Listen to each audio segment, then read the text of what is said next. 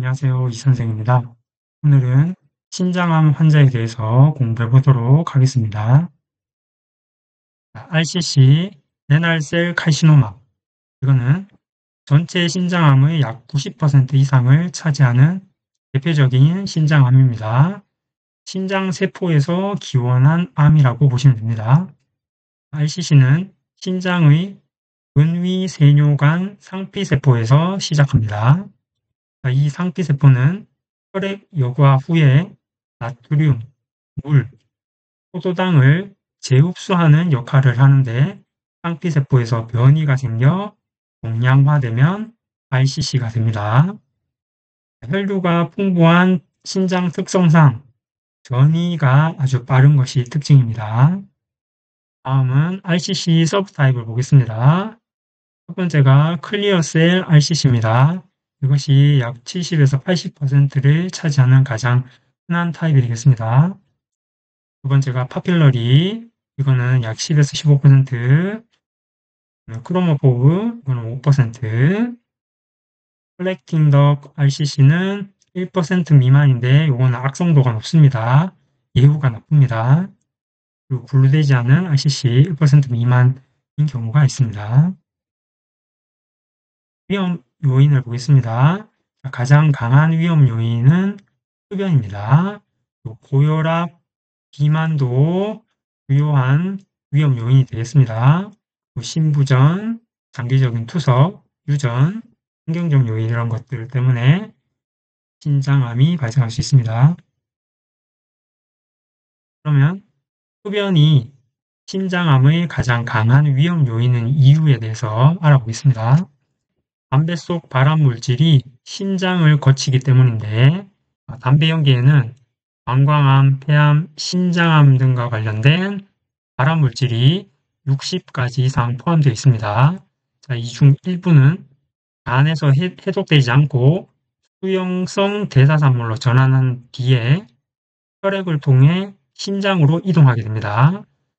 그러면 신장 근위세뇨관에서 농축되고 오랫동안 노출되게 됩니다.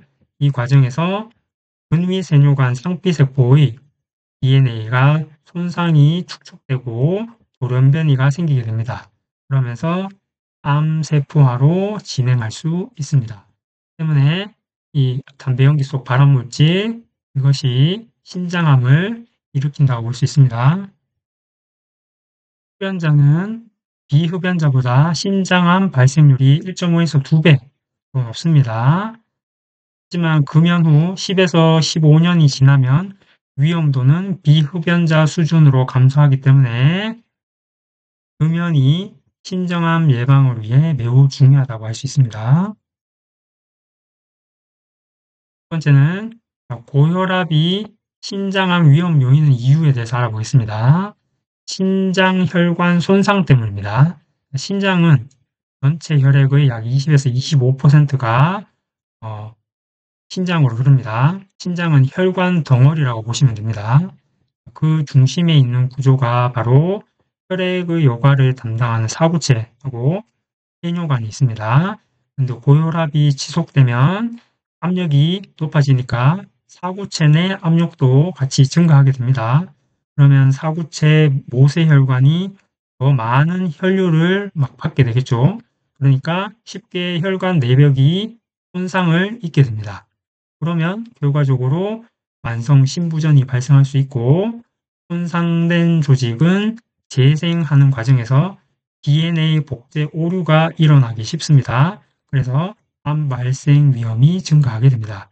때문에 고혈압도 신장암의 위험 요인이 되겠습니다. 다음, 비만은 그러면 왜 또 신장암 위험 요인일까?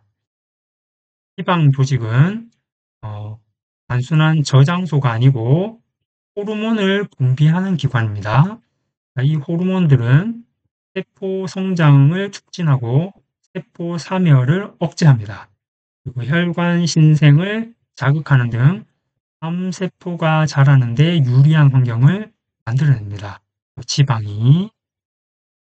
그리고 인슐린 저항성과 IGF-1이 증가합니다. 비만하게 되면 인슐린에 대한 저항성이 생기게 됩니다. 단 걸 많이 먹으니까 인슐린이 너무 일하다가 고장이 나는 거죠. 그 보상으로 인슐린과 IGF-1이 증가하는데 IGF-1이 인슐린 like growth factor입니다. 그 인슐린 유사 성장 인자입니다. 이것은 세포 성장 분열을 촉진하는 강력한 성장 인자로 종양 촉진 인자로 작용할 수 있습니다. 세 번째, 면역 기능 저하입니다. 비만은 NK셀, 자연 살해세포 기능을 약화시키고 T세포 반응도 둔화시킵니다. 그래서 종양세포 제거 능력이 감소하게 됩니다. 결론, 고혈압과 비만은 신장암 위험을 높이는 데 그치지 않고 암 발생 후에도 예후를 나쁘게 만들 수 있는 요인입니다. 때문에 신장암 예방 및 관리를 위해서는 체중 조절과 혈압 관리가 매우 중요하다 할 수 있습니다. 그러면 ICC의 3대 증상을 보겠습니다. 헤마추리아, 눈으로 봤을 때 혈뇨가 있고 현미경적으로 검사상에서 헤마추리아가 있는 경우, 그리고 프랭크 페인, 옆구리 통증이 있습니다. 옆구리에 혹이나 덩어리가 만져집니다.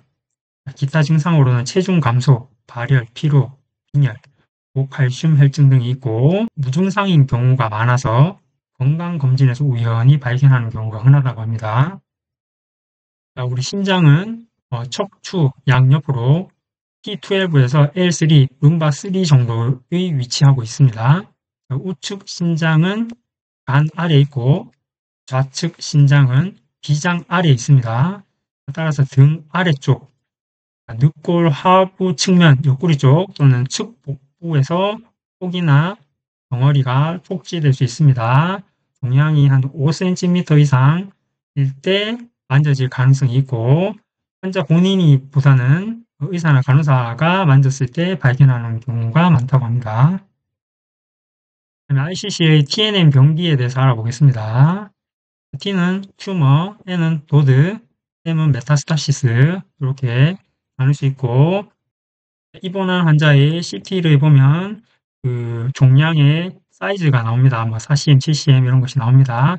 그런 것을 보면서 이 환자가 어떤 수술을 받을지 예측할 수 있기 때문에 TNM 병기도 알고 있으면 좋습니다. T1과 T2, 요거는 전부 심장 내에 국한되어 있는 경우를 말합니다. 심장 내에 국한되어 있는데 사이즈별로 이렇게 분류하는 거죠. T1A는 4cm 미만이고 T1B는 4cm에서 7cm, 그리고 T2A는 7cm에서 10cm, T2B는 10cm 이상인 경우 분류하게 됩니다. 요거는 모두 심장 내에 국한되어 있기 때문에 수술로 치료가 가능하겠죠. 그 다음에 T3하고 T4가 있는데 T3ABC 있습니다.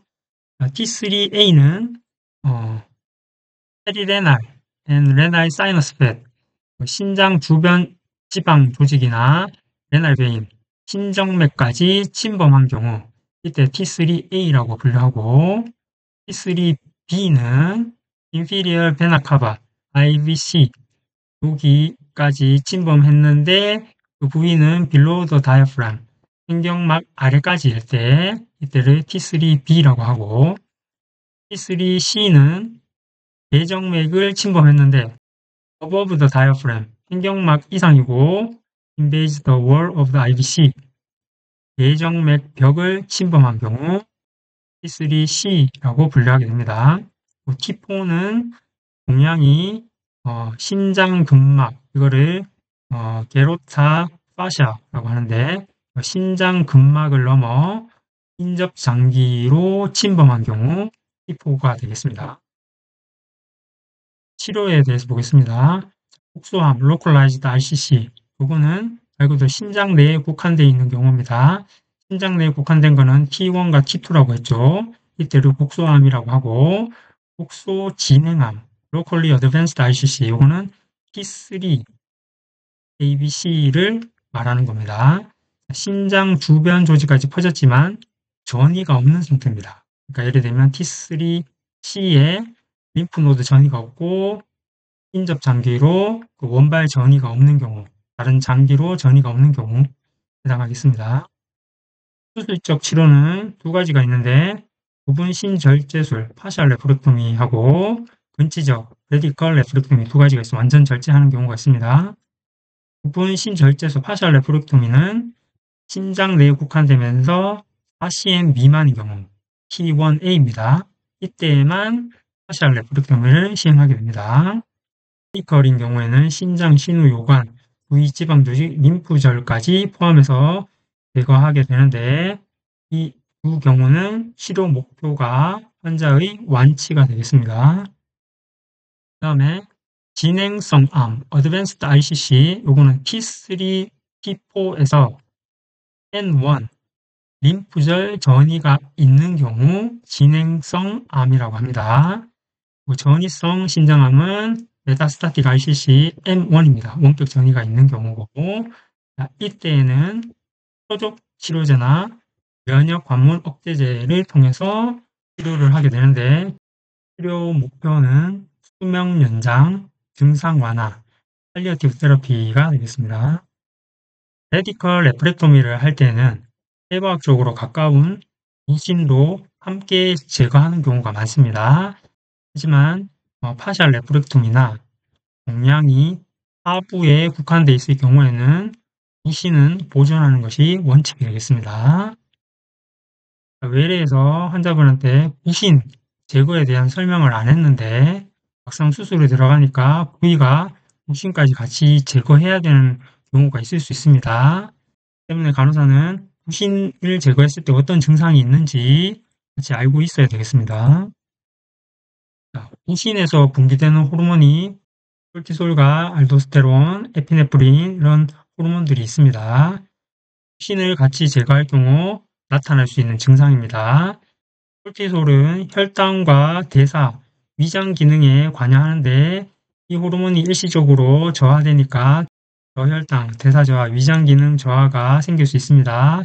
때문에 피로감, 무력감이 있고 식욕 부진, 오심 증상이 있을 수 있습니다. 그다음에 알도스테론, 이거는 나트륨 제육수에 관여하고 혈액 제육수에 관여하는데 이게 줄어들다 보니까 제육수가 줄고 혈액량이 줄면서 저혈압과 기립성 어지러움증이 발생할 수 있습니다.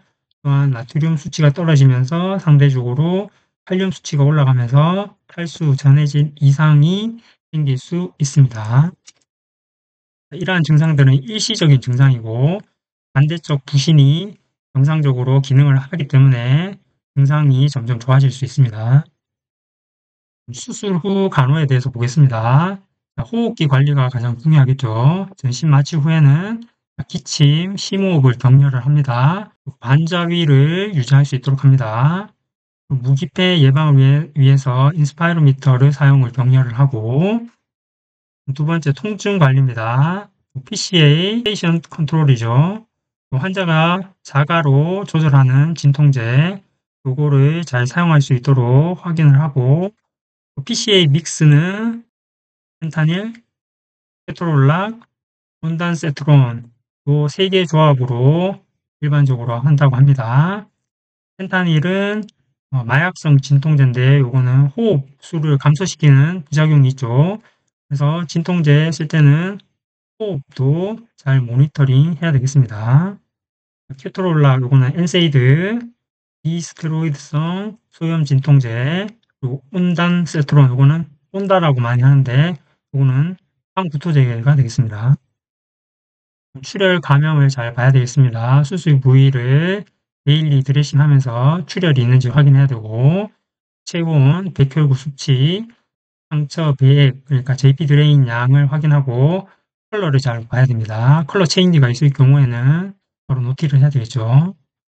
소변 배출을 확인하는데 수술하고 파셜 레프렉토미를 하고 오면 폴리하고 요관 카테터를 같이 가져옵니다. 그래서 폴리백에 있는 거랑 요관백에 있는 거 요거 양은 소변량을 정확히 잘 측정해야 되고 헤마추리아는 초기에는 하지만 지속적인 헤마추리아는 출혈을 의심할 수 있기 때문에 유린 컬러도 잘 봐야 되겠습니다. 그다음에 신기능 모니터링, 데일리로 랩을 나가기 때문에 BM 크레아틴인 잘 보고 소변 양도 잘 봐야 됩니다. 유린 아웃풋이 0.5, 그러니까 한 60kg 정도인 환자들은 시간당 30cc 정도 유지되는지 잘 감시를 해야 되겠고, 장 운동을 잘 봐야 되겠습니다. 장음 청취, 복부 불편감이 있는지 관찰을 하고, 파스아웃을 확인한 후에 물, 육, 일반식 순서로 시기를 올리면 되겠습니다. 오늘은 신장암 환자에 대해서 공부해 봤습니다. 지금까지 이 선생이었습니다. 감사합니다.